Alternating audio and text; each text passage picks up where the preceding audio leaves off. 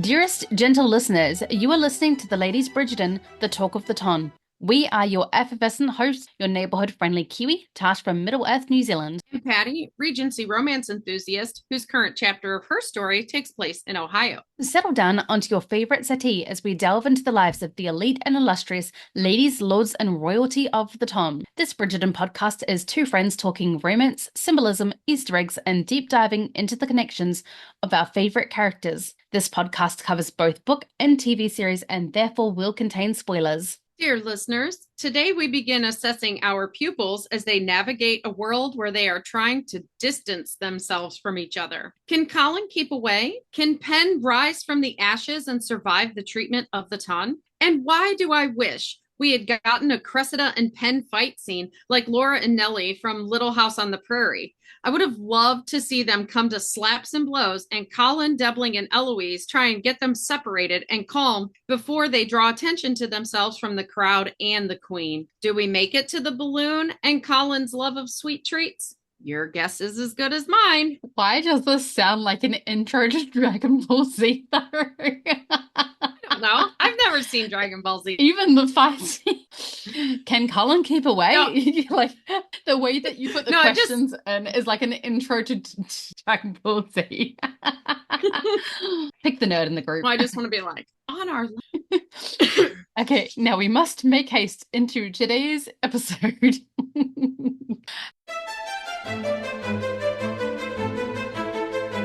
Okay, today we are going to get to discuss Stowell House. I don't know if it's a ball, like dance, a get-together, a shindig, it's party, a soiree. I think it's a soiree like what Danbury had in season 2. We're just a gathering of people. There's card playing and there's food. So it's just there's just a gathering at somebody's house. It's the first house. time that there's actually like a plate. I mean, granted, we only see Lord Debling going for the plate of food, but I think that was specifically put in for the vegetarian joke. But it's the first time I've ever actually seen someone going for a plate of food that likely would have to be eaten with a knife and fork, but it's not a sit-down dinner. So it was kind of a bit of a confusing. Well, and here's what's important about Stowell House is that it's the Stowells. So this is the girl that is her and her mother are chasing after Benedict. And I love the dive.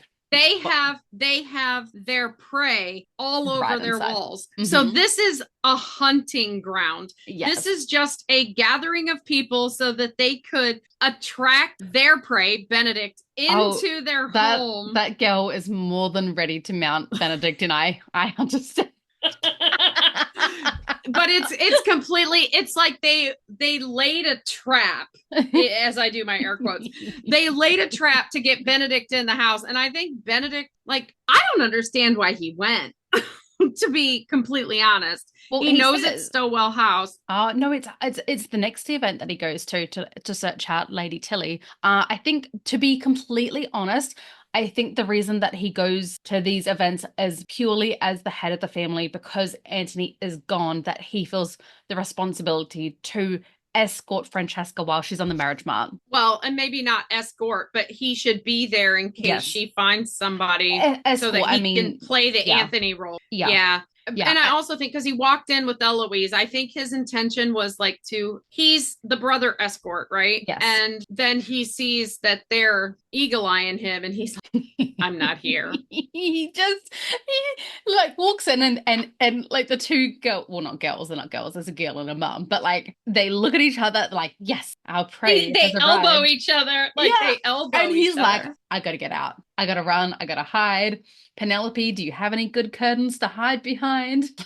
I loved that whole interaction. It was really like quite iconic. And for some reason, again, I never really noticed their interaction before I rewatched it last night, because I was always focused on where's Colin, where's Penelope. And I think sometimes we can get so caught up in looking at the main event that we forget to look at all those little things going on around the room. We see them, but we don't take them in. And I know that we're talking Polin stuff here, but I also want to point out that they enter the ball, two brothers on the arms of Eloise, and Eloise is having this season of invisibility, right? And but she has her family, right? They're such great brothers. And Benedict sees the Stowells and is like, if anyone asks, I'm not I'm not here. here. And he bolts. Yeah. She loses him. So then she turns to backup brother Colin. Yeah. And she's like, I just wanted to let you know I talked to Penelope because she's trying to get him to forgive her because she's like, he holds a grudge forever. Oh my God, he still hates me.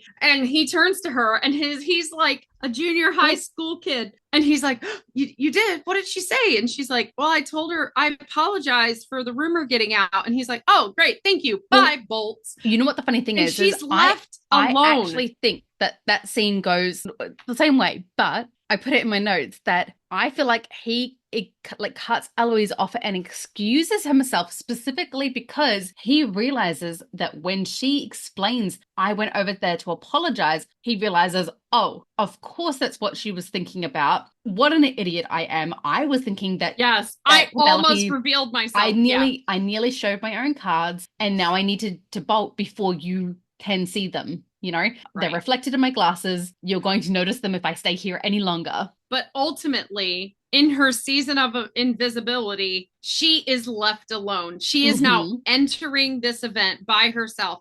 And then who comes up from behind and is escorted by the two women? Like Francesca has two people on her. She is guarded at all times. She is playing the game. So she gets all the attention. Eloise is not playing the game. She's been written off. And even her brothers are like, sorry, sis, I'm out. You're on. She's loser. She can't even walk up to Penelope because of that whole business. And Cressida is imposed upon to, hunt. She's also hunting and she's hunting Debling. This is the Stowell hunting grounds after all. So this is where she really starts seeing like she doesn't have anyone either. She is completely alone. She does not have her family's support like she thought she would. Well, and that kind of mirrors Penelope as well. And what's going on with Penelope, because Penelope was the first one to enter the Stowell house before the Bridgertons, and she's talking with Portia, and Portia is berating her about the whole Colin situation. Not that she knows about the kiss, but about looking for a man. And she said, I wish your sisters were here. At least it'd be more people for you to hide behind. Just really. And her line there. Penelope's line there is so great. She's like, I can't stay in my room forever. And Lady Whistledown, like everybody will have new piece of gossip next week. Yeah. And that's the whole thing. Like nobody's gonna get new gossip to get the eyes off her unless she goes out in public and finds it because she's Lady Whistledown. Like reason number 723 why Penelope admits, like she tells the whole world she's Lady Whistledown. Like, and I do wonder if she weren't Lady Whistledown, whether she would have re-entered society so fast. I think she did partially because Eloise had come and talked to her, and because she talked to Colin, so she felt like things were a little bit more in line. She had support. She had I know that her and Eloise weren't back on good graces, but Penelope knew, the fact that she invited Eloise in to read a book with her, and Eloise didn't reject her. She said, I have to go see a friend, which was a rejection in a way, but it wasn't in a I don't want to be around you way. It's I have other plans way. And so I think Penelope's like, okay, things are on the right track. If I just stay within the hemisphere, things may go back to normal eventually. So I think with her no longer being completely on the outs with Eloise, and obviously having some sort of finality with Colin as well, she's like, all right, I need to pick myself up. I need to dust myself off. I need to get myself back out there. Well, and I think this is where we truly see, because she's been very timid and she's been very shy in seasons 1 and season 2. Yes. We're seeing when we hear Colin say, you are the bravest woman I've ever known. This is why, because when she's down and out, when her whole world went up in flames, she didn't disappear. She put herself back out there. She clawed her way back. And actually she gets that example from her mother because of every scandal they've been through, everything they've been through. Her mother made them go to that Queen's luncheon after the whole Marina thing. even though they were forced to leave. Her mother brought them back out into society at the beginning of season 2, even after the mysterious death of her husband, and was he still gambling and that whole thing. Once mourning was over, they immediately were back out in society, and she was clawing her way back in to keep her daughters eligible for good marriages. And I think that Penelope gained that backbone from her mother because she saw, like, she had the example of nothing keeps you from what you want until you're dead, right?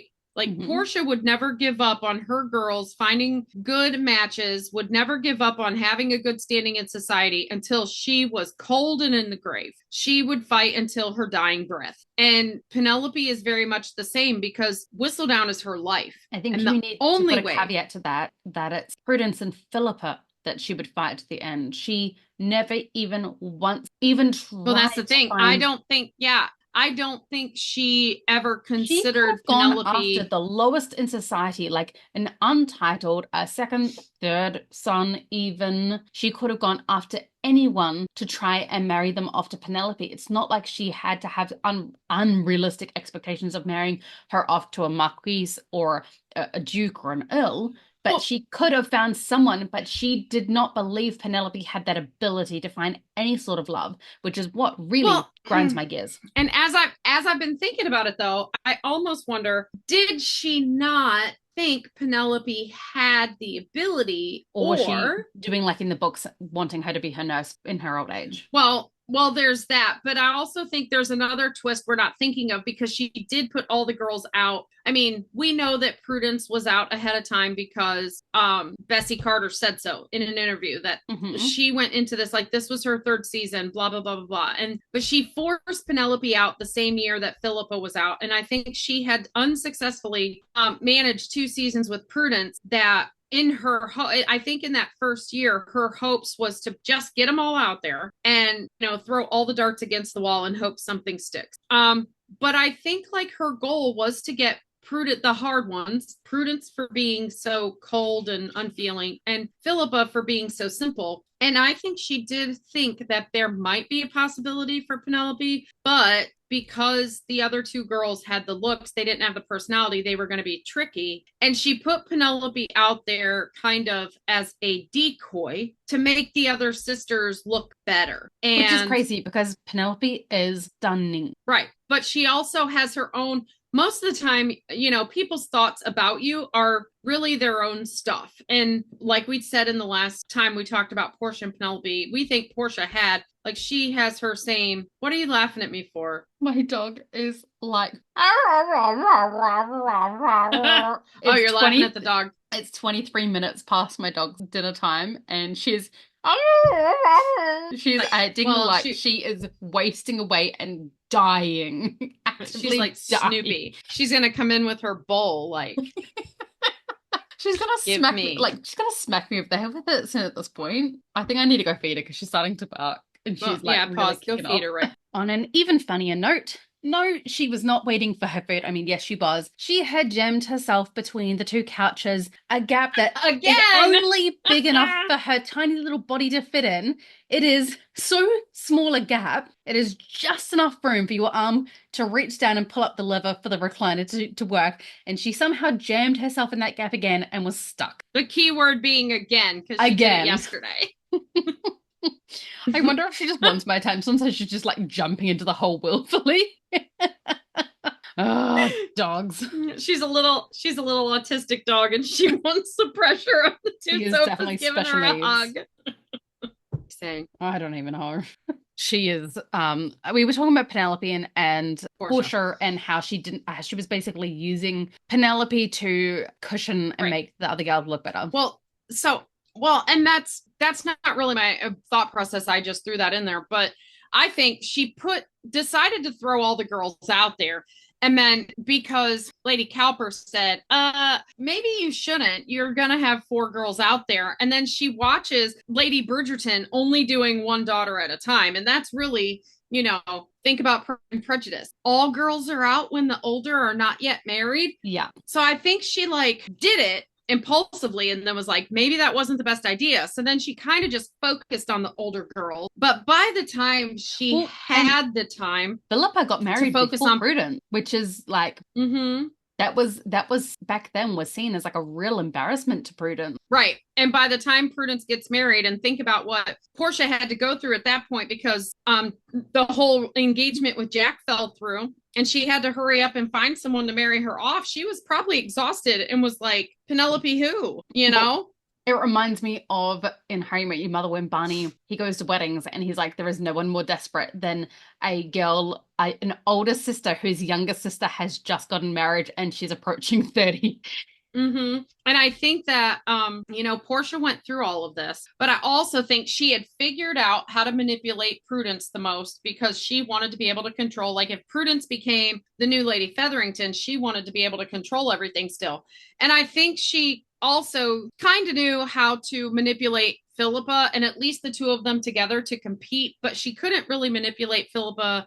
She just wrote her off because of being simple, but she couldn't figure out, she never was able to manipulate Penelope. And I think instead of manipulation, what she started really doing was dismissing her, devaluing her, and going through this system of emotional, mental, psychological abuse to get Penelope so beaten down that her spirit was gone. Because remember, season 1, she stood up to her mother. She's like, Lady Bridgerton has 8 kids, and I don't think she's going to be managed like you think. You know, like she spoke up. And then we see a very different Penelope at the beginning of season 3. So I think that when Portia couldn't manipulate her and stuff like the other sisters, I think she did start. She was also defying Portia multiple times where Marina was concerned because she kept trying to play interference for Marina with the old guy with the buck teeth, the letters, the billboard teeth.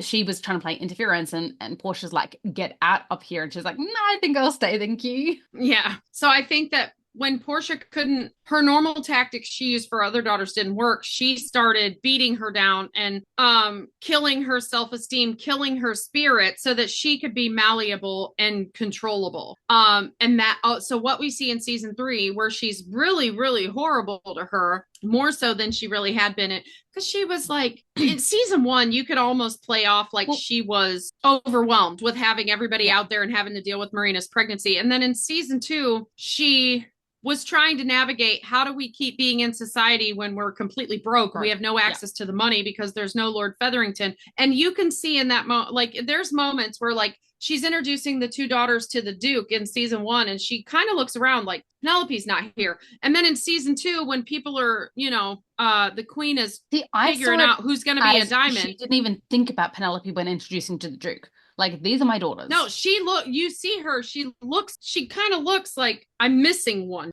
You know what I mean? Like, I don't think she would have introduced Marina to the Duke. She wanted her girls to get a Duke. The boys home. The boys, the trouble, the noise. Boys are noisy. Yeah, I'm going to have to let little man in to see Mama and tell me about his day before I come on. Otherwise, very upset. But I kind of think that they have actually taken a lot of Portia and Penelope's relationship from the book and put that into the TV series, but they haven't kept the story close enough to the books for the relationship to make sense. To kind of make sense, especially the fact that they never explicitly said, like they have in the books, that, well, I mean, they did a little bit, but they didn't make it out like a big thing that Portia had kind of kept Penelope single specifically because she wanted her to take care of her in old age. They make one quip about it, and then Penelope runs to the Moody's and changes her outfits and everything, but they didn't make it kind of as big a moment as what it, not moment, but like as big a implication as what it was in the book, where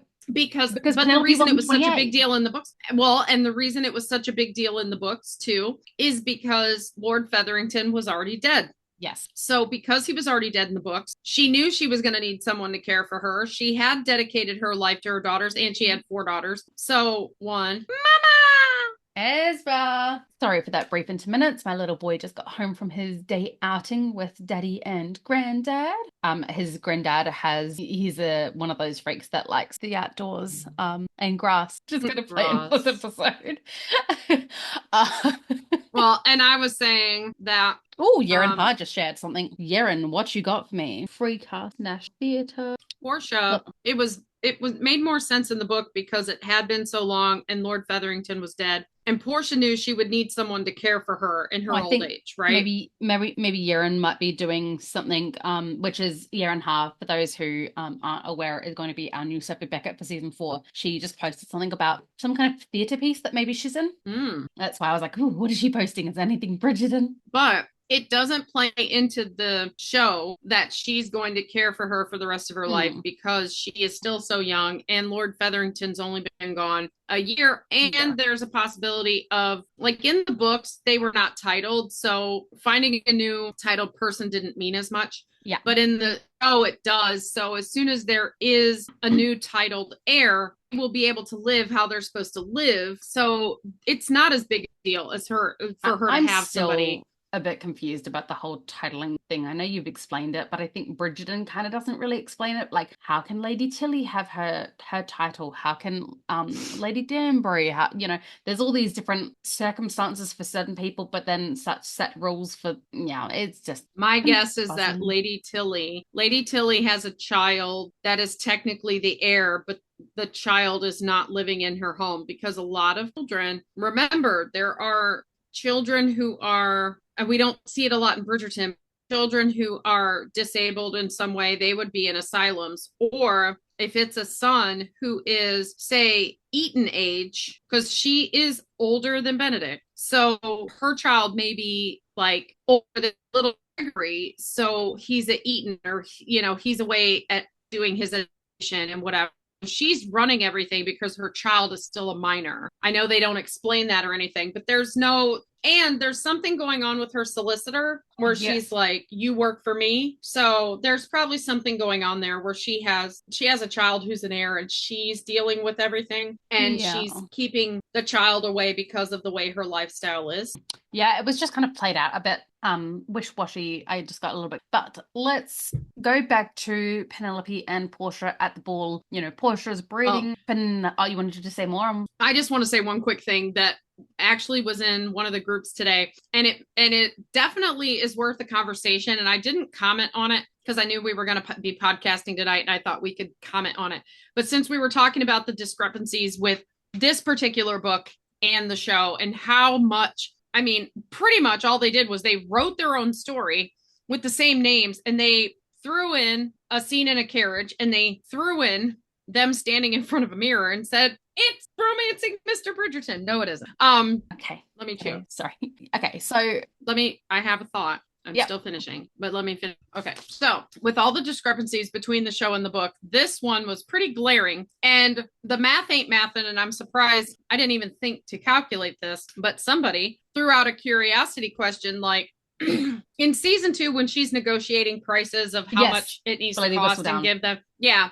And they said she gets about 10 pounds per edition. That if the season's 6 months long, she publishes 3 times a week. They're like, that's $780. How in the world does she have over $10,000 in season 3? And I did comment like, well, it's fiction, first of all, and we don't know how much further it's gone from Mayfair since season 2, because she wrote in the summer. We know because there's Lady Whistledown publishings during Queen Charlotte, which occurred in the off season. But it is fiction. And I think it makes more sense in the books because the books kind of leave it open, like that she has an official account, like that she is handling her money that they could have been invested. Well, no, she also was Lady Whistledowning for 11 years. Yes. So the money was able to accumulate. I think they didn't think it through, much like a lot of this season, for these discrepancies. And not saying that this season was well crafted. This season was, the story is still beautiful. This is still my favorite couple. I loved the season,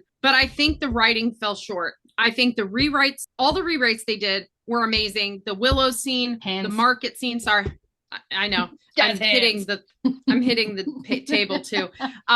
I think, but my issue is there's some things that came from the book that they just threw in the show because it worked for what they needed it to work for, and they didn't really think it through. Like, she would not have $10,000 in the 3rd season at 19 to 20 years old when she just started 2 years ago. I think she had £13,000 after 11 years of doing it. Correct. In the books. In the books, it was 13,000. She would not have, and she said she had slightly more than 10 in the show. And they needed it to be that amount of money so that Colin could be hurt that, oh my gosh, he's got such a boss babe. And how is he going to live up to what she deserves? You know, he just felt so emasculated and inadequate in that moment. They needed it to be a large number, and they needed it to sound like a large number to 2024 viewers. But honestly, 780 pounds back then would have not been chump change. But Cressida, the queen, was offering 5,000 and Cressida needed to double it, so they kept the number at 10,000, and it just doesn't make sense. She was earning about £1,560 per year, which in relation to Mr. Darcy and Pride and Prejudice of 10,000 per year, 1,500's not a bad figure. No, that's a good business back then. And I'd have to look up in my business things to figure out future dollars, like how you calculate what you make now and what that really looks like in future dollars, so you understand your rates of return. I looked up the 13,000 and it was like 1.3 million pounds or something. Yeah, she was definitely quote unquote a millionaire for that time. But the math doesn't math. And that's the issue with the continuity of this season. If you're going to change the story and you're going to have her out herself sooner, and you're going to have her and Colin marry sooner, and you're going to up the timeline, you need to think about those little things, because as fans, we are not stupid. We love the story, but there are some of us that are going to see those details and is going to taint it a little bit for us, just a little bit. Because 32,000 US dollars per, so which would be 64. Is it double the dollar? Pounds, New Zealand, US to pounds? I don't know. It's not quite double, I don't think. I think it's like $1.50. Let's just say 50,000. 50,000 a year. I mean, she's making pretty good money per year in today's dollar. Yeah, it's $1.30. The pound, £1 is $1.30 in the US. Sorry, I found. So if we look at. Oh, sorry, I got it in pounds. I found the right website that I was looking for. It's about £174,000 today per year. Okay. So 170. She's making boss B energy dollars, which is probably like 250K US. Why are you not? I have it got her. I do too. I'm doing it right now. It just isn't putting the dollar amount. Oh, it's because I was putting in the comma. So it's 227,000 US dollars a year. 7. Yep. Yeah. Which is 374,000 New Zealand dollars. So a third of a mil per year for me. She's making good money. Yeah, she's making super good money. And they needed the amount to be huge for Colin to feel emasculated, for him to feel just a little bit intimidated by her. They needed the amount to be huge for Portia to be angry about it. And they needed to make her sound a little bit more successful than she actually would have been. But the issue is, if you're going to do that, then you should have thought about that in season 2, honestly, when you come up with that whole negotiation. Well, I mean, you know how Colin says to Alice later in this episode, actually, later in this episode, that, you know, what he did for Penelope was a kindness and blah, blah, blah. And he says, oh, I see with Fortune, you are now reading Lady Whistledown. I think that they were tasting good fortune brings gossip into your home. But I feel like they were always reading Lady Whistledown, because the amount that Will knew about what was happening between Simon and Daphne in season 1, he knew more than what even Simon was kind of letting on, and I believe that he was getting that directly from Lady Whistledown. Well, and you see when they're running around giving out the Lady Whistledowns, yes, people of the ton are buying it. I don't think it was just the ton. I think everyone also was buying your everyman is, you know, the people the merchants, the lawyers, they're all Keep buying in mind it too. That anyone from a lower standpoint in society might use Lady Whistledown as knowledge of who to go after to have an advantageous for their daughter, who might not be from a titled family or might have titled relatives but not be in society themselves. So this is basically like, well, and we know liquid that gold information. Yes, Sophie in the country had access to Lady Whistledown. It eventually made it out to the country. Not that it necessarily was purchased by them, unless they had staff at their London estate purchase it and send it their way, which is possible. Send it to them via post. Or, you know, anytime they come out, they just bring a whole stack of them. Because Araminta would 100% be using it as knowledge of who to marry her daughters off to. So I think that's also why it's so popular, not just for the gossip aspect, but for as a marriage, it's basically like here's your what are they like, you know how in Princess Diaries how they're going through all the princes and okay, this one's from here, this one's from here, and this one's this is basically like the little miniatures from season 1. It's like those miniatures, but now nobody has miniatures because Lady Whistledown publishes all the information. Yes. And Sophie, I think that it would have finds the miniatures of his sibling Benedict. Right. And I think that it grows exponentially, but I don't think that we can get from $780 or even $1,000 in season 2. And season 1 would have been just the ton, I think. So that would have been a little bit less money. There's no way we would have hit 10,000 by season 3. No, so that was a discrepancy. About maybe 3,000. Right. So 2.5 they to 3,000. used the number, and that's the thing. I like that they upped the timeline. I like that Colin wasn't obtuse. I like that Colin figured it out sooner.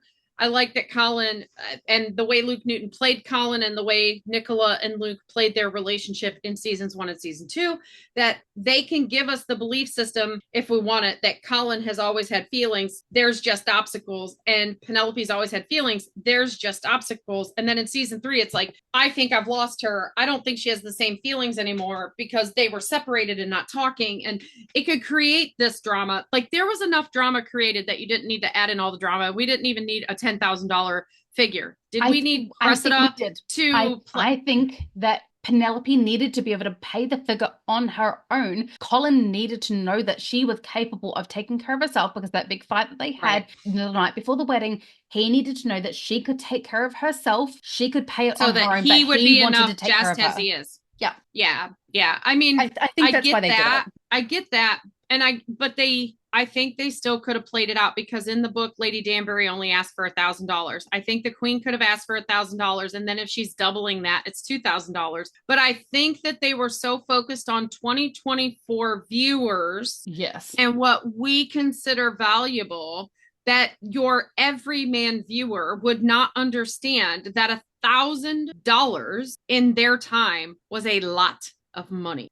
So if you think of an event now, if you think of like, prevalent in the news, Diddy and his parties, like if you think of a celebrity party, like one of those after parties from the award shows or big events cost a lot of money, like hundreds of thousands of dollars. But back then you could throw a really good ball for like $100. $500 to $700 really. And that's having all the bells and whistles. That's having it not at your house. That's because the value of money back then. I think I actually looked it up one time and it was actually a far smaller figure than I thought it would be. Yeah, it's honestly like a good ball. Most people earmarked maybe $150, $200, but the people who really went all out, it was like they would spend $500 to $700. Well, keep in mind that Mr. Bingley was earning half as much as Darcy. Was he 10,000? Darcy was he was 5,000. No, Bingley was 5,000 a year. If he was 5,000 a year, and that's why it was so embarrassing that the daughter asked him to throw a ball, because if he was 5,000 a year and he had to throw a ball for $500, that's a 10% of his earnings for the year gone. The embarrassing part was not. Because it was very much communicated that he could throw a ball because he originally had said, we will throw a ball and you can name the day. And what was embarrassing was that she brought it up again. And I think it's important to note that his ball that he had at his house had food, had flowing drink because Miss Bennet got toasted, and it had dancing. So it had, her toast was toasted, girl.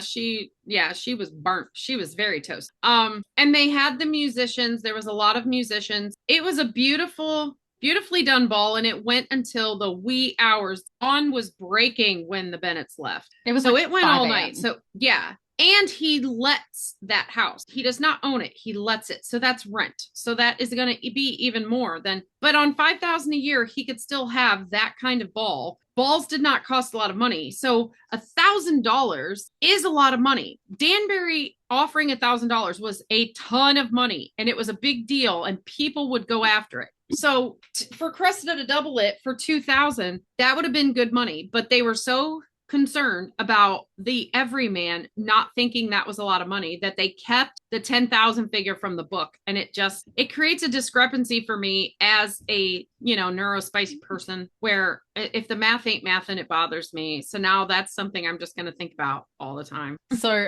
I think at this point, my euphemism of catching a flight back to the point is no longer even in the realm of possibility. I think we're going to have to ring up Elon Musk, ask to borrow the BFR and take the rocket back to the point. Or we don't gallop on a regular horse. We might have to get something with a lot of horsepower. We need to borrow the Jag. So anyway, I mean, back to Stowell House. I love that Penelope's off in the corner. No. We're not even in the corner yet, gal. We haven't even gotten to the corner. Penelope says to Portia, I think I see a corner in which to hide myself, in which she literally does. Because who was it? When Benedict walked up to Danbury, she's in the corner looking out the window. Benedict is talking to Danbury, and Penelope looks like she's like just about trying to push herself through this window to hide. And then and I know that she was specifically hiding and not just looking out the window, because the second that they leave, she turns around, returns to the drinks table, gets herself a lemonade. And let me find my note on lemonade. That looked like apple juice to me. That was not lemonade. And it disgusts me, no offense, neurospicy moment. It disgusts me that people take a sip and set it right back on the tray with the other full drinks. So when you walk up to it, and Penelope picked up a different one, but how would anyone else know? So all them people are just spreading all their germs. But I want it to be noted that Penelope didn't immediately go in a corner. Now, when Colin first walked in, she's off in the corner. Yes. But she is standing near Wilding and Stanton. That was my next note. I've just moved. Yeah. I was like, why am I reading this part? I've switched them up. Yes. So. And she was completely humiliated by them. They could have been kind. Approaches them, which I thought, I was actually really, really proud of my gal. She went through an absolute embarrassment. And instead of just slinking back to the shadow, she's like, no, I've told Colin to keep I don't think she approached them per se, because they were by the drink table. I think she was approaching the drink table and they were there and they addressed her. No. She walked up directly to them, and they kind of both look away, we don't want to acknowledge her. Wilding specifically, I really, really honed in on the scene last night to look. He's realized the door's locked. And Penelope 100% approaches them specifically because they see her coming up, and Wilding, who was previously looking forward, and so was Stanton, then he goes, so I think Penelope, they saw her coming. They both look down at their drink. She approaches and good evening, lords. She addresses them. They both have to look up and address her back. And they did not want to do that.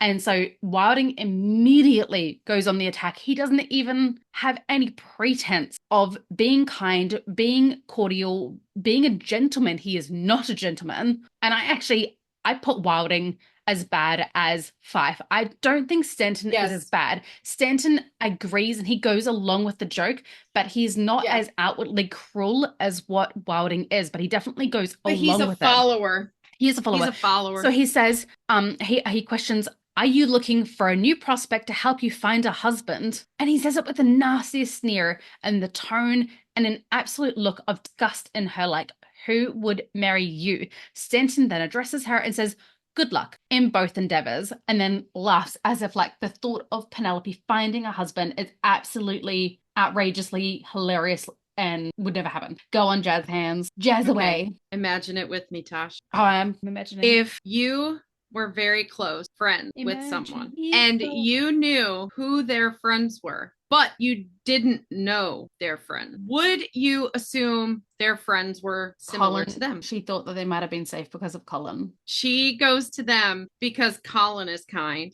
and she is assuming that Colin would have kind friends, that he would want to hang out with kind people because his family, like they all hang out with each other because they're, they're nice, and they're friends and they're both nice, and you know what I mean? But Like you know her what? perspective. This is the first time that we see her. So go on. You go on. So even like when you think about what he said in that group of Yes. gentlemen, she put all of that, all of her hurt and all of her disappointment on him because the words he said broke her heart. She didn't hear any But of the previous conversation to it. she assumed it was true because he's with his friends that she is assuming are like him. This, I think, is a moment where it maybe she probably has to go through this point of, oh my gosh, is Colin really like these yahoos, or is he playing a part for these yahoos? Yeah. And she's got to go through that because, we think about the library scene too, and she sees him with them. And I think that they probably don't, and it kind of makes her question him a little bit. But she learns in this moment who these young men truly are. Yes. And it's a cognitive dissonance for her because she thought it would be a safe space. She thought it would be a safe place to start because if they're friends with Colin, they are going to have something in common. And she's assuming it's kindness. Look how much confidence she has actually grown, because when she approaches them, she is composed, she is demure, she is exactly, and she doesn't run. She is exactly like how we would see Daphne in season 1 introduce herself. She went up with confidence, she was clear, she wasn't rambling. How are you doing tonight? She started off so strong, and I'm actually so proud. Like, I know she's a fictional character, but I'm so proud of her because she went in acting like a lady, like as she should, and they didn't just cut her down. They beat her down. And Correct. What did she do? She sighed and she went and they cut away from her. But she stood her ground. She did not run from that party. She did not run away crying. She did not cry in a carriage. She did not cry over writing nasty things about them in Lady Whistledown. She didn't resort to any of her usual tactics. She stayed the course. She tried again. And then because she was... And I'm gonna pull out my whole Debling is a ploy storyline, and that we know he knows the Lord Squad, and that he used them to make sure she was at her lowest, because he then swoops in on her when she's at her lowest. And you can see when he comes in and he talks to her, she is not engaging, not like she did with them. She's like, yeah, I'm having a good time. How about you? And he's talking about like he's treated like prey. And she's, oh, so you're looking for my hiding place? Well, I'm sorry. It's just for me. Abject failures, whatever. Like, she's talking down about herself so much. Yes. And to me, because I think Lord Debling is a covert narcissist, he is playing self-deprecating too, but in the same aspect of keeping her low. He's getting down to her level of low, so she stays low because he wants low-hanging fruit. He wants a woman that is ready to give up and will accept his terms, because he doesn't want a marriage on any other terms but his own. We considered another possibility. No. Peculiar. I am Eloise. No. Peculiar, super intense and focused interest. Inability to understand or experience love. Cannot tolerate drama from his family. Does not like messiness. Most narcissists don't want anything to do with their family. No, but the peculiarity, the very asexual vibes that I get from him. There is also potential other diagnoses. Neurospicy. I see where you're going. Pause. I'm being interrupted. Yes. Cowboys. Good night. Set your alarm. Cowboys. We're never going to get through a podcast ever with those boys in their house. No. Boys need their mamas at all ages. Yeah. I was just kind of thinking through like the Queen's words about how particular that Lord Debling is, and then Wilding saying yes, he is very single-minded, but with that level of wealth that he can afford to be, everyone knows that he is an oddball. Everyone knows that he is, but they call him an oddball because all he's interested in is his one specific topic and that he really wants to talk about. But, and if you look at Buddy Cressida, she's like, I hope he wants to talk about birds and doesn't want to talk about balloons, and he's like, that's a nice balloon. Well, and the thing is because not so much the special interest. The thing is a lot of narcissists will pick something that allows them to feel superiority over other people. So being a vegetarian and being like a conservationist, supposedly, and he chooses a bird that is on the verge of extinction, and he's going to single-handedly save this bird. It allows him to look down his nose at literally everyone. You so just really want him to be a narcissist. He is one. Let's the red flags are red. They're redden for you, are they? The red be they're redden. Very red for me. Okay, let's jump back in time. And I have experience. I'm turning my time turner. Don't make me go get my time turner from the other room, because I do have multiple. I'm just saying, we're talking about him. We're at the point where he walks up to her. No, but not. And I just feel like. But okay. I wrote the note down in order as it was happening. The Mondricks enter and start talking to Colin. Alice immediately notices that Colin's focus is purely on Penelope. Like, he's engaging with them, but he's definitely like singularly focused. There was a lot of singularly focused on Penelope. And it's like, Eloise, you have clocked him looking upon her himself. Violet clocks it. Alice clocks it. Hyacinth clocks it. Who doesn't clock it? And yet Eloise can clock it and not clock it all at the same time. Are you kidding me? Eloise, everyone has noticed it. I mean, granted that Alice doesn't notice it for what it is. She just notices him looking over and thinks it's more of a friendship way, but I don't look at my friends that way. Unless I don't think she does. Maybe. And I don't think she does, and here's why. The symbolism of her dress. What's all over her dress? Is that Alice's? Mm-hmm. It's a lot of flowers. It's that green dress. It's the one hearts. I know that hearts. It's a really beautiful dress, actually. That's the one that everyone's wowed. And attention is brought to her dress because they walk in, and then Lady Cowper is like, Mrs. Mondrich. Yes. Like, oh my gosh, but her dress is nothing but flowers. And they walk up to Colin, and he also brings attention to how they look as a couple. And so there's focus on her dress, and her dress is covered in hearts. I don't know if it's hearts or apple. It's heart. Well, this looks like red leaves, actually. Watch. Looks like red leaves to me. I'm going to cap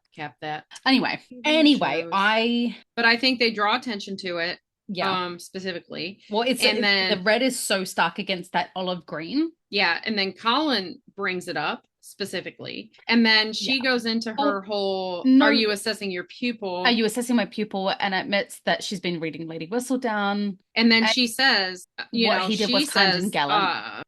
She believes that what he did was kind and gallant. It was Mr. Mondrich that says doing something in service of a friend. Yeah, makes him a really good friend. And why am I awesome? Is it hard? I landed right on the scene. Like, because we watched it so much that we know, like, we can guess. But these are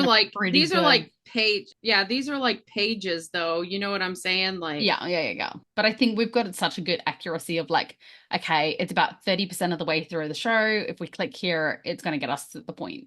Yeah. So I think we keep having people notice Colin noticing Penelope because it's trying to show the viewers just how focused he is on her, that everybody is now noticing the fact that he is noticing her, that he is watching her, that he's so used to being by her side at these events that to not be by her side, he doesn't know what to do with himself other than watch her. Even when he's interacting with other people, his sole focus is still Penelope. Where is she? Okay. Who's she talking with? Are they being kind to her? Is anyone talking badly about her? Is she okay? Is she upset? Like, I feel like, it's like from that dream sequence, he needs to know that her every waking moment, her every thought is consumed by him, because that is all he is going through right now. Every single moment, all he can think about. People are talking to him and it goes in one ear, but all he can hear is Penelope, Penelope, Penelope in his head. Yeah, he's literally every waking thought. Like what he says in the carriage is absolutely true. Yes. Every waking thought. Yes.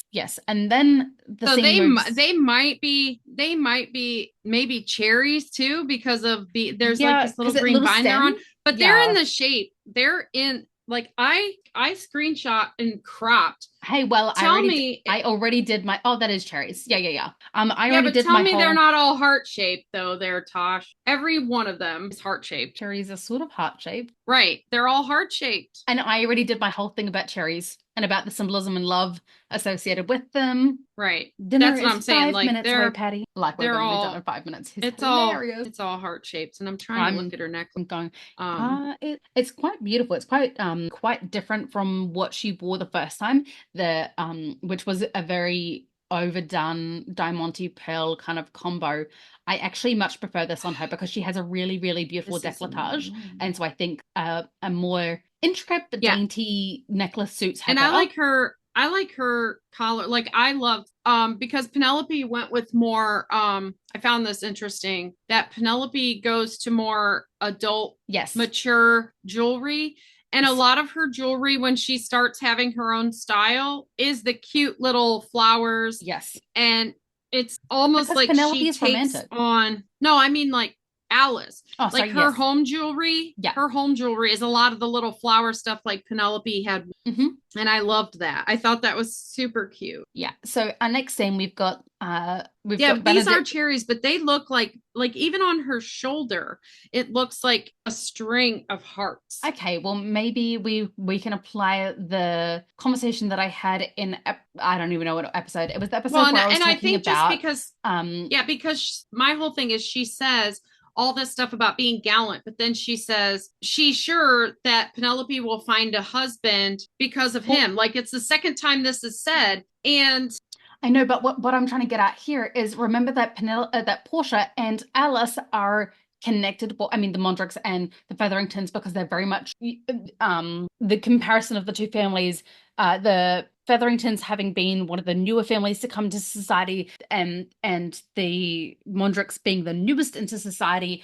And the Mondricks have been treated in a completely different way to how Portia has been treated when she entered society. Portia is very much still treated as an outsider. So I think we could almost apply the conversation that I had about cherries and about the symbolism of cherries in the episode when she is discussing with the lawyer, Mr. Dundas, and I talk about the symbolism of cherries and Aphrodite, I feel like it was, and love and all of those things, because that is a lot of symbolism that goes on between Will and Alice this season. Yeah, but I think and that's all true for the two of them, and cherries themselves, like when you think of cherry, it's like new, first time, that sort of thing. Yeah, this is her first time out in society in her own style as herself, her authentic self. Yes. But also she is the one in this moment that says the words, which we hear 3 or 4 times up until the point where he says, I want to be with you. All I do is think about you. She is also saying, I'm sure she will find a husband because of what you've done. And she's covered in, whether it's hearts, I think they're heart-shaped cherries at this point. Cherries still have such a love undertone and connotation and symbolism to them that love it still undertone, applies. Hearts, love undertone. She's the foreshadowing kind of. And because this is her first time out in society as her authentic self, it's almost its own symbolism. Like she's the symbol of what's going to bring them together is them finally accepting and becoming their authentic selves, is when their love is going to be complete. When she finally gets her husband, because they get married, but she doesn't get her husband till later. When she finally gets her husband is when they come into their own and they finally present themselves to society at the butterfly ball as both of their authentic selves. Yeah. I definitely agree with that. Next on our tour of Bridgerton episode 3, we have Benedict basically accosting. Oh, yes, I hear that dinner's ready. We have Benedict. Can you hear my door being beaten down? Mama! He's literally just like body slamming into it, being like, I need to get mummy for dinner. It's dinner time, mummy. Yes, mummy hears you, darling. Mummy be out in a few minutes. Dinner time, mummy. Dinner time. Well, I mean, Benedict would be side stories anyway. We can skip that. And I mean, talk about the fact that no, the reason I was bringing up Lady Danbury and Benedict was specifically for the fact that, as we were talking about before, Penelope is trying to blend it into the window. And I'm like, is she being Lady Whistledown in this moment? Is she trying to get gossip? Or is she literally just trying to recompose herself after like a verbal smackdown from Wilding and Stanton? I mean, it could be both things, but it kind of seemed like she was trying to maybe listen in on the conversation so that there could be other gossip, as you said, in the start, so that she could take take the interest away from herself. Like if she could throw Benedict under the bus, that he's got something going on with Mr. Well would be hilarious. Well, and I mean, do you think that now that we know about Danbury suspecting, do you think that Danbury set him up in that moment to see if it ends up in Whistledown? No, to see if it ends up in Whistledown. She's trying to test her theory. Like, because she's the one who brings up, he comes up like, Lady Danbury, how are you? Blah, blah, blah. Yeah. And she how goes, the bloody hell are you? She goes, you're so readable. Like, yeah. So you're so transparent. You're using me to keep the mamas away from you. And he's like, well, it worked. So I'm grateful. Yeah. Like, I think Danbury kind of brought that up because the second that they leave, Penelope re-enters, goes straight for the drinks table, and that is kind of when Lord Debling comes up. And what I put in my notes here is, it's funny because I feel like she put herself, I think she's almost method acting in this point where she is now Lady Whistledown. And that's actually, I'm going to change my point. I think she's being Lady Whistledown at this point because when Lord Debling approaches her, she is not responding as Penelope. She is responding as the person that she reserves specifically for her sister. Short with him, she has very quick wit, she banters, she has snarky remarks, things that she realizes, oh, I'm not supposed to say these things, like, oh, it's a rather dull party. That you weren't allowed to say those things like so out loud where people could hear you. I mean, people did remark about it. We hear it a lot in the books, but like not from Penelope. That is very much a Lady Whistledown Barb. Right. But I think that also to me proves he is what he is, because he comments on her bad behavior like it's good behavior. Yes. And standing out from the crowd, not being a sheep and following the grain. And that's an isolation tactic. That is in isolating her from all of the people that have been her support system. Like they've been telling you, you're supposed to act like this. They've been telling you, you should do things like that. But I actually like when you are doing this. And because she is so low and because she's so starved for admiration, I mean, she licks it up with the spoon. She is instantly engaged. She is stepping toward him while they're talking. Like when Colin first notices they are communicating, he's like, the first thing he sees is she adjusts herself closer and smiling. She smiles. And it's a genuine smile. Yes. And that... And if you really clock him when he is most jealous of her, in those moments, or most jealous, like when he's watching her with other men, it's when she smiles because he wants all of them for himself. Gossips. And smiling and laughing, so all of the same stuff. But when she also like touches them, reaches out to touch them, which I've seen things where people are like, you know, her only experiences with Colin, and Colin was teaching her things, and he always reaches out to touch her because they're friends and they've known each other for so long. So maybe she thinks that that's part of the whole flirting business and she reaches out. But no, I just think she's genuine and she's caring, and she kind of reaches out to create a connection. And he clocks that and he's like, oh, no, those smiles connection. Are for me. That is my connection. Those smiles are for me. Those laughs are for me. You're only supposed to laugh with me. You are not supposed to talk about anyone else at the ball with anyone else. You're gossiping with me, girlfriend, and you're going to talk with me, and you're going to smile with me, and you're going to laugh with me, and you're only going to touch me. Like, I can't handle this. Like, he's seriously he needed to go through this to really acknowledge like how deep he was in it with her.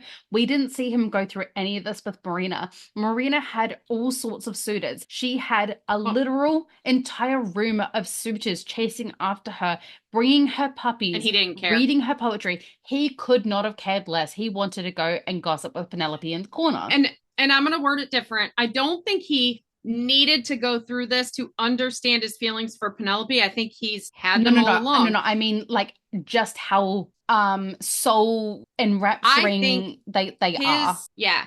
I think his journey really is understanding the difference between a marriage for society, because he says he's tried to be the society guy. He's tried to do what society wanted, and he almost succeeded. And I think Yeah. that almost succeeded part was coming home and being fake guy. But he's almost succeeded at being society guy for several seasons now. And I think he needed to go through what it would have been like. He had to see the comparison from a true love match, Yeah. which I think all the Bridgerton kids don't think they're going to have because it's so rare, and then they all find it. I think it's So because they're even also though genuine. yes, and I think it's because they came from it, so they recognize it officially, finally, when they see it. I think Anthony was struggling with duty, but I think Daphne recognized that it was true love first between her and Simon. And I honestly think, like, I mean, Penelope's always loved him, but because it's I think she could have had love with Prince Friedrich. I think it would have been a different kind of love, but I think she would have loved him. But it would have been society love. It would have been it would have been like Lord Anderson. Like, yeah, how he grew to love his admiration. Yeah, grew to love his wife, but it wasn't a love match. But I think she could have had a really happy life with him regardless. I think it would have been an okay life, yeah. I mean, he's a prince, and she would have been a it wasn't that he was a prince, it was that he was a prince. Like, the way he treated her, he would have treated her like a princess. He was the fairy tale prince, and and that is she is a fairy tale. Like, she believes in fairy tales. She wanted the fairy tale of her parents, and he is a fairy tale prince. I still think he should have ended up with Edwina. It kind of really annoys me that they didn't. They deserved it's not that they deserve love, it's that we deserve to see them happy. So with people that because they were cast off, so we deserve to see them happy. And I almost want it to be like, you know how like Survivor and all those kind of game reality shows, they always bring back the people who didn't win to try again, or to do a where are they now kind of thing. I think they should do that with the prince and Edwina, a Christmas and whatever. special. Where are they now? Christmas special. Something like that. I just want a Christmas special, okay? Can you imagine a Bridgerton Christmas with the fairy lights? I mean, not the fairy lights like we have now, but the pontoony kind of festoony fairy lights that they had in season 1 with the fire pits. With magical. Colin and Daphne being so close in age and both having that fanciful fairy tale mindset, like she was looking for her fairy tale prince, and I think he is the fairy tale prince, and he wanted a damsel in distress because that's his fairy tale, saving someone. So, and I think that's the reason that he really starts watching Penelope the way he does too, not just because he loves her so much, but because he wants to swoop in and rescue her. He almost wants there to be a Fife moment or something like Francesca had, and he wants to be able to swoop in and save her. So going back to season 1 again, you know what actually really, the part actually that I've decided I'm really annoyed that they haven't just replaced the Duke so that we could still have him, because the difference between Friedrich and the Duke is that Simon realizes that he can have a family with Daphne, as in the Bridgerton family, not his children. He realizes this is what a family unit can look like. It can look like love and happiness and laughter and light instead of the darkness that he has grown up with. And he loves, being silly and making paper horses for Hyacinth and being a big uncle type to Gregory and all of those sorts of things. And I cannot imagine him not wanting to be part of that life. So the fact that they haven't brought him back, and therefore Phoebe Deniver, thank you, that she can't return because it wouldn't make sense for her to keep returning without him. They have done us an absolute disservice by not just recasting him so that we can still see him get his happily ever after of him interacting with his children and finding happiness in his family, having happiness in a family. He deserved to find happiness in a family. Or bringing up where they are, what they're doing. Because there is a letter that Colin is writing to his sister, who's the only sister not home right now, Daphne. He's writing a letter to his sister. She has sent him a birthday gift. He thanks her for that. And then I've tried, you can't really read the rest of it. But that's the person he would be like, I'm in love with Penelope. I don't know what to do. Why are we not getting? Why is it not mentioned? It's on that desk. Why are we not getting Violet saying, oh, Simon is just the best father to those children. Simon is doting over them. He's teaching them how to fence. He's reading with them. He's Mm-hmm. like actively engaging as a father. That's what I want, And you we know? get that. We get that in every Jane Austen novel. Like Yeah. you hear about a person and what they're doing from a letter that is sent to a family Yeah. member. We hear about Georgiana because Darcy is writing to her. Yes. So why can't we have moments like Yeah. in the drawing room where, oh, you got a letter from Daphne. What's the news? What she said? Oh, she's with child again. They are traveling abroad. They're, Mm-hmm. his duties. Yeah. She went with him. She took the babies. They're doing this. Augie's first sentence was this, something that gives Yeah. us, because they get us invested in these And then characters in they their just cut season, them off. and they just And cut them off. I'm so glad that they're not doing that with Anthony and Kate, and that they're going to keep bringing them back. I mean, past season 4, we don't really know, But they still, I mean, because of the schedule, they still had to write them out of whole episodes and things where they in were those still episodes we mentioned. could have, but hardly, we could have had letters and stuff. I think that again, I'm gonna lament, why are the dramas only 8 episodes, but the comedies are 10? Why can't we have a 10 episode Yeah. Bridgerton season? Come on now. Because Bridgerton has a formula, and that doesn't fit it. This show could be even more epic than it is. Why? If you were going to soft launch a new showrunner, if you were going to soft launch, we're making changes, radical changes. If you were going to soft launch this as a whole, like new and improved Bridgerton, give us 10 episodes. That's what the fans want. Give us 10 episodes. You could have done it. You could have done it with Polin season. Yes. Okay. I think we are going to call it a day before my little boy actually beats down the door because they're waiting to have dinner. For today, gentle listeners, we will leave it there and continue on next week's episode where we will get to discuss all things balloon. If you have anything in particular, and sweet treats. Don't forget those. Treats. Yeah, don't forget the sweet treats. Penelope is the sweet treat. If you have anything in particular you would like us to cover, or any Bridgerton knowledge you would like to share, please head to our Facebook page, The Ladies Bridgerton. And if you are enjoying our podcast, please remember to click to blah, blah, blah, blah, blah, blah. Please remember to click follow on Spotify, Apple, or wherever you are listening. Once again, thank you for listening to the musings of two mad women, yours truly, Tash the Kiwi. And Lady Patty.